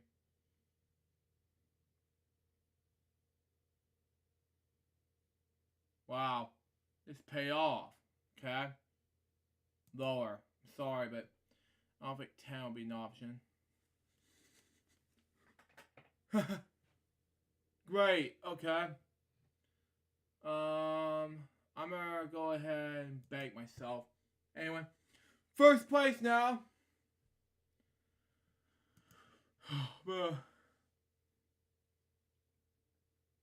9. I'm gonna go ahead and say lower that number. I'm not gonna go ahead and waste my time in this. Lower. 4. Anyway, good. It has to be higher that number. Is it higher that number? We'll see what happens. It's 5, okay. Good. All the bet higher. Let's see.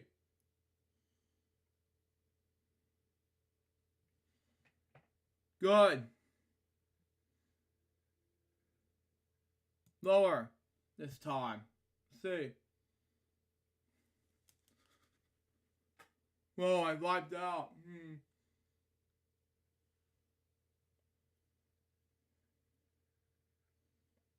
Did not do it anyway. Third place. Oh well.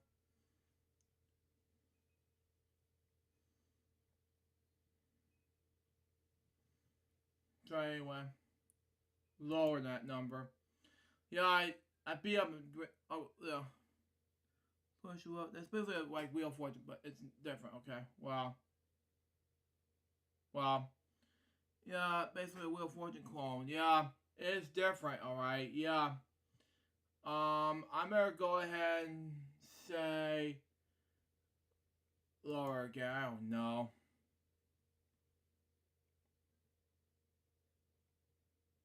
Free. Makes more sense. I'm gonna go higher than that number. We'll see. 13. Of course be lower. Good. If you watch this remix for you, buddy. Okay. Good enough. Higher. 11. Good. Lower, I don't know. See? 6. Good.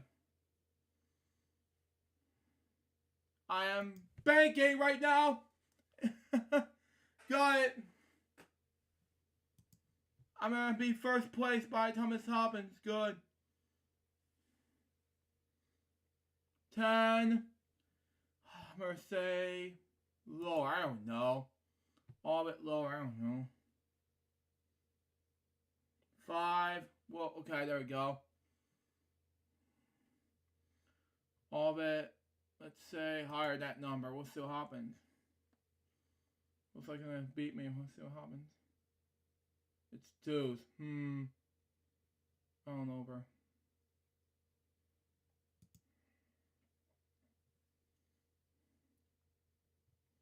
12. I'm going to say lower that number, because I'm going to get in second place.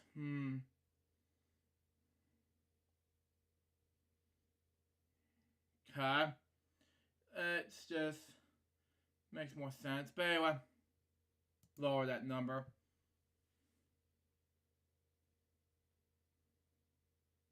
Deuce. Okay. Makes more sense in any way. It has to be a higher number than that.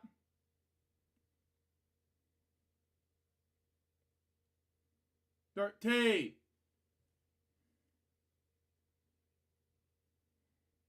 Lower than 13. Show us. Okay.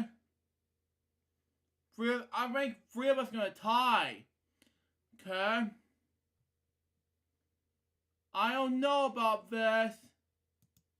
I'm going to go ahead and bag this. I don't know.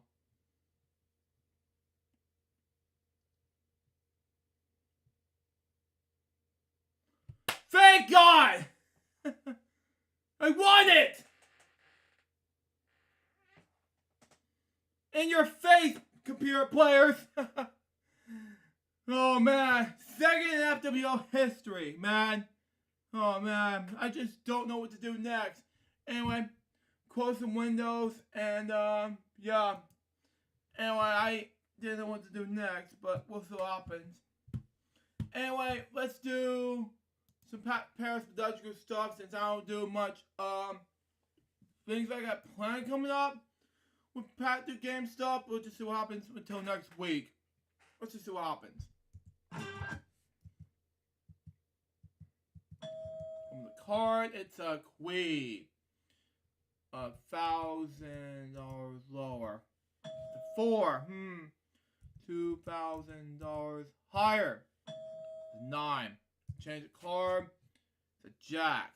$4,000 lower. 7. Change the card. It's a deuce. Okay. $20,000 higher. Squeak.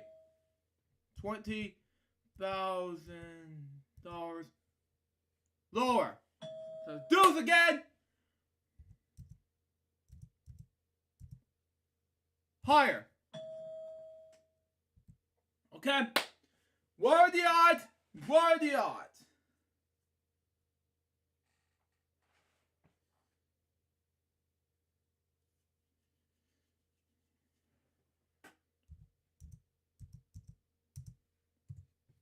Yeah!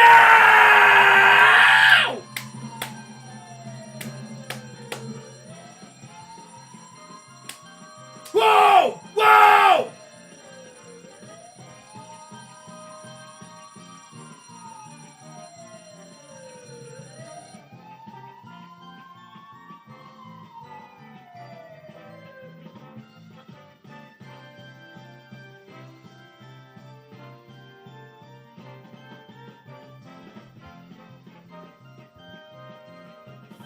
Man, many times after the hit 3 wins. Got. I don't believe it, you know?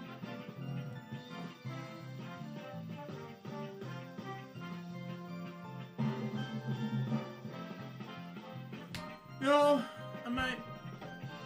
Anyway. Super Scratcher time. I'm moving on. 11. Cherry. 13.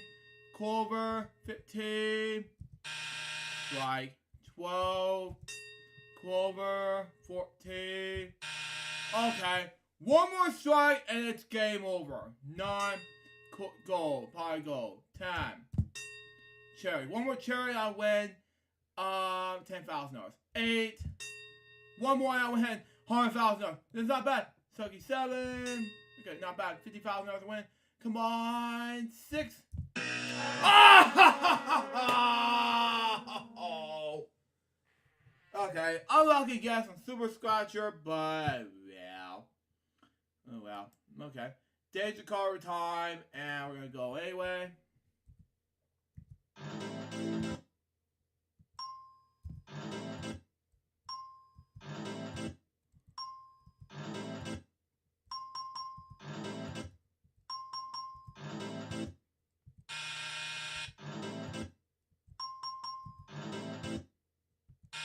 Wow.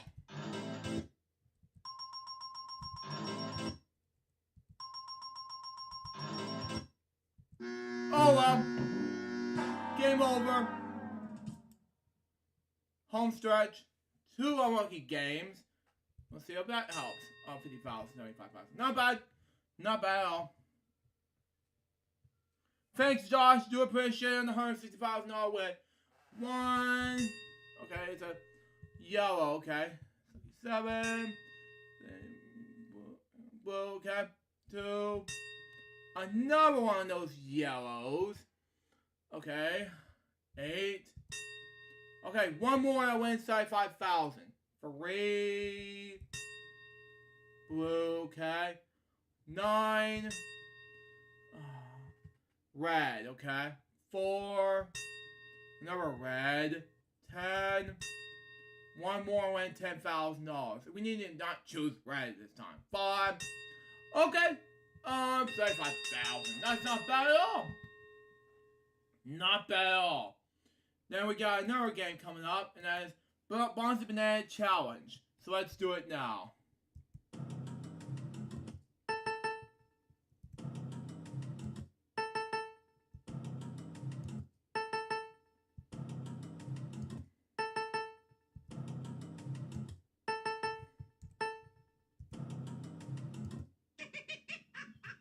Okay, that's shaking off. Okay. Okay, no problem, says Josh. Anyway.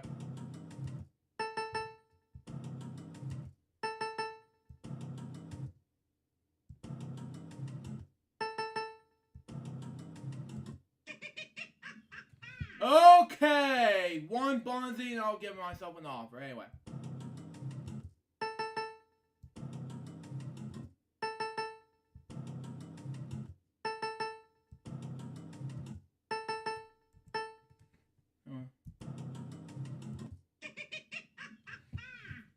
Okay. I don't get any chance to win $500,000, but you know what? 2 prizes is enough. Not bad, but let's go to closing. Turn it down a little bit so you can hear this. Closing, so here we go.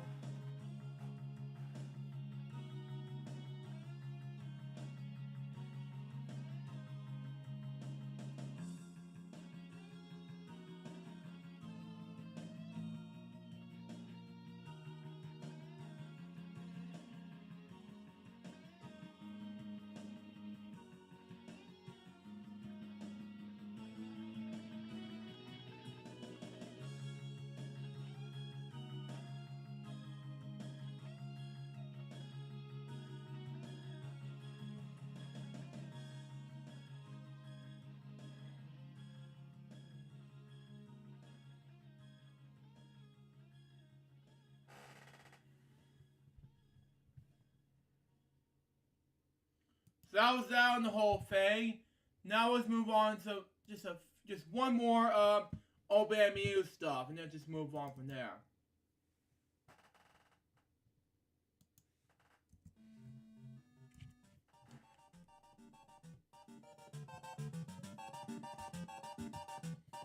Okay.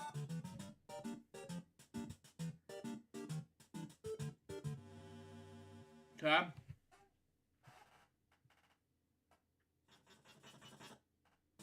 Categories math. Okay. I think I know what this is now. It's I do not know it. It's group thing.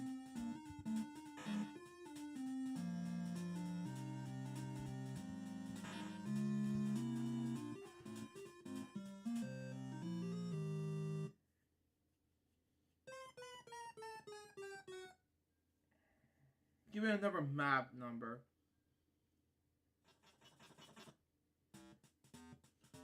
Okay, I know what this is now.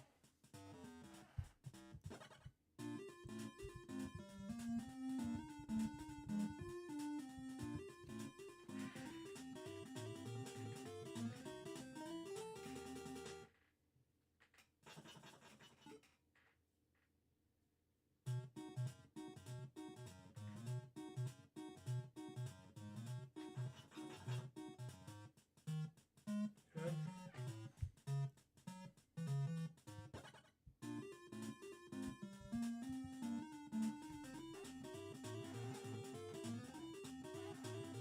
You.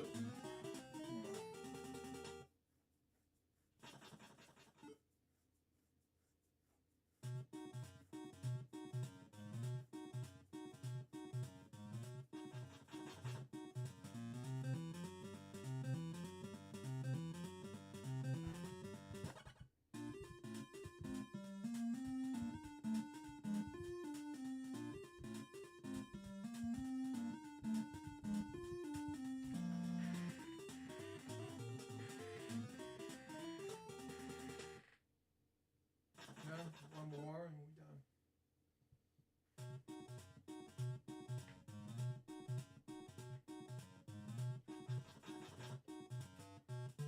Oh, fine.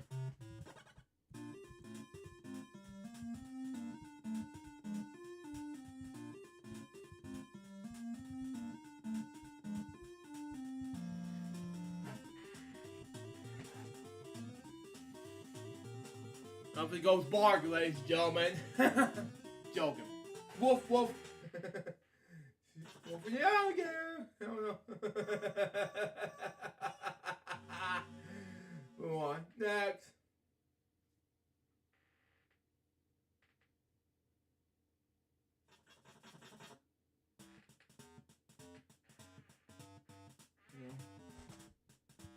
Bat and ball.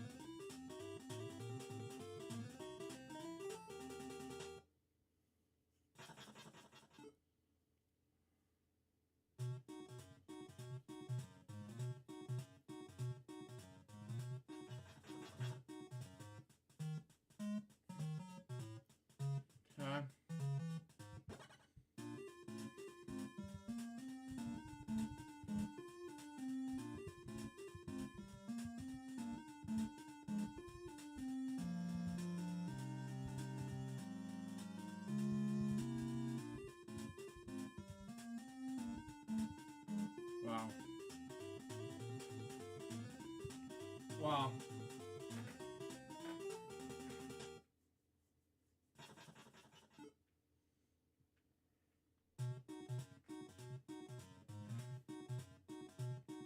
Okay. I was being sorry while I was playing a game, so there you go.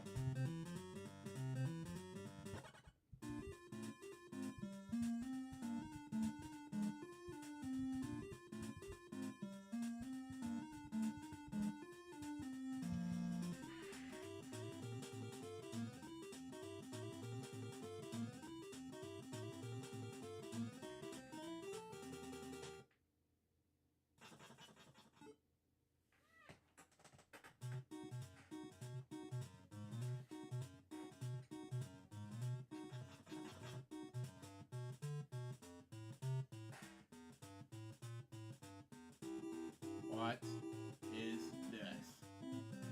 I don't know.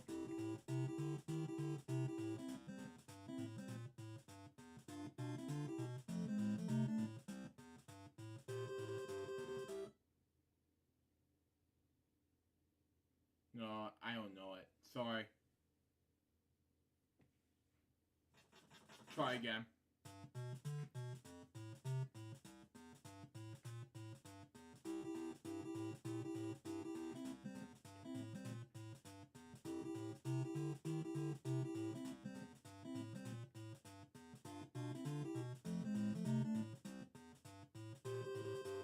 I do not know what this is. Sorry. Moving on.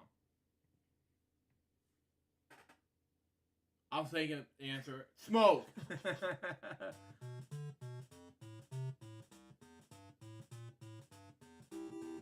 Charge.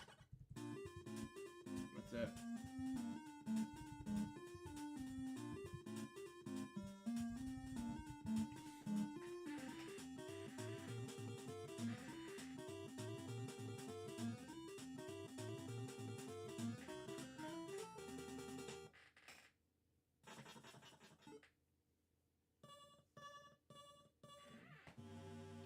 Okay, level 3 time. Hope Wedge Recall will be up there. If not, now well. 2, one of my stepdad's favorite things to do. And I think I know what this is. Nail.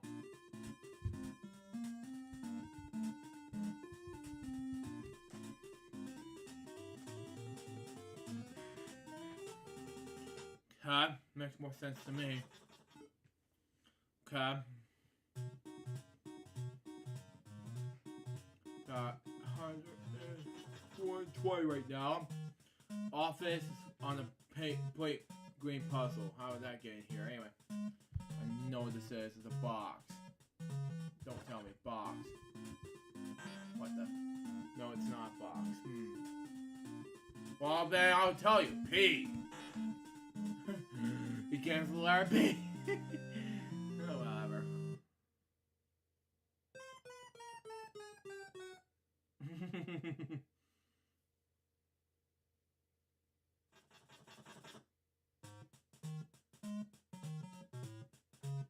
Oh, I know this is now.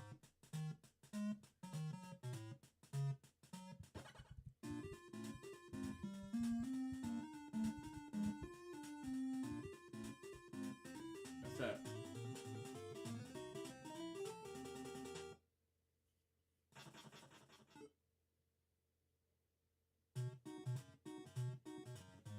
Okay. Science, my least favorite category. I think I know what this is, but I think I don't know it. Sorry. Or I think it's made out of glass or something. Sorry! But I do not know it. Move on. Next!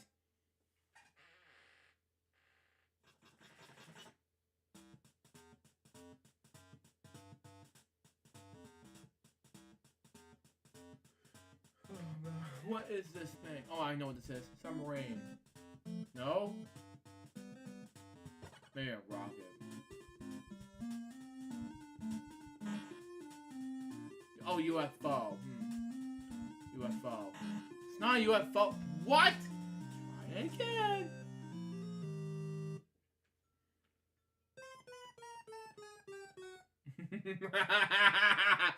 Oh god, I can't resist these jokes since 2011. I don't know. Next!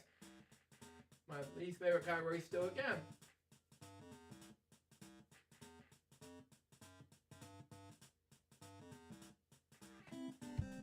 What is this? I do not know what this puzzle is named.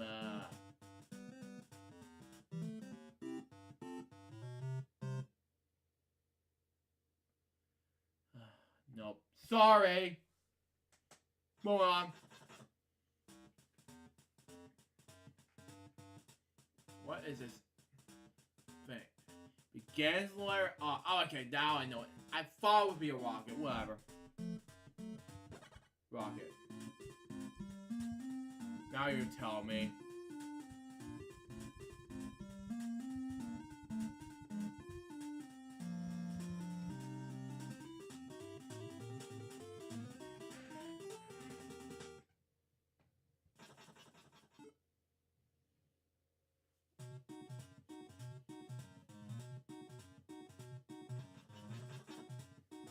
Music! Oh well. I try anyway for whatchamacallit. Okay, I know what this is. Harp. That was easy.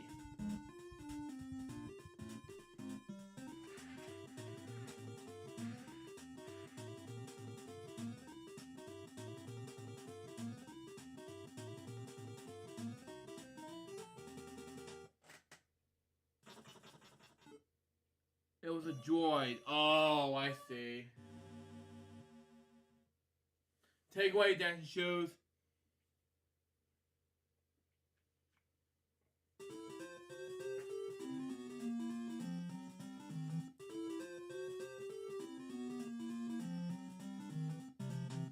Thank you, dancing shoes. And, yeah, this, you know, let me close this up, and, yeah, let's just do the notes, because, I have more time left to do FWO, and then we'll probably get ready for this, and we'll, yeah. Coming up next, we'll be on unboxing video, and then we'll do full reviews, episode number 478. Then we got Weekend Celebration, episode 106, excuse me, and Bedtime Stories, episode number 121. Now, on April 2nd, which is tomorrow at least, we got another unboxing video on my main channel. They got 2 LHBS episodes. And then, if you watch this, Josh, WHYLY Hangouts episode 2. And then, Crazy Bunch of Web Show episode 659. And Bedtime Stories and Lunchtime. So be on the lookout for those. And LHBS episode numbers 817 to 819. And of course, Recess Jokes, Bedtime Stories, and Lunchtime. I was going to do Recess Jokes last week, but I pushed it back to this week. But anyway. This upcoming week. But anyway. Bedtime, lunch, LHBS, and the Recess Jokes, Bedtime Stories, Lunchtime on April 4th, 5th, 6th, and then we got 7th, LHBS, and Bedtime Stories, Lunchtime. And then on the 8th, we'll be back for kickoff show, and then FWO episode number 363, excuse me, okay, anyway. And, I'm gonna read Josh's topics and what we got. Anyway, tomorrow I got episode 2 of WHYLY Hangouts to start. Plus, we're gonna continue production on DC Comics Fan 2004 logo, bloopers at 10, so that stay to more details on that. That's all my own topic this episode. Thank you, Josh. And, double episode this episode for a day, April Fool's Day 2022, sponsored in part by Red Bull. Hope you enjoy it. Stay tuned for the next one. It's gonna be the next 2 weeks episode. I'm not sure what's gonna happen the next 2 weeks, but it's gonna happen the next 3 weeks. But we'll just see what happens. But FWL, and Sonic Hedgehog movie coming in theaters, but that's just me. And of course, something new for Billy's Triumph Returns. That's just me, of course. So yeah, be looking out for those. And yeah, Until next time, Mr. Johnson, bye, peace out, baby. We can more episodes, guys, pretty soon. Till then, just say out. See ya.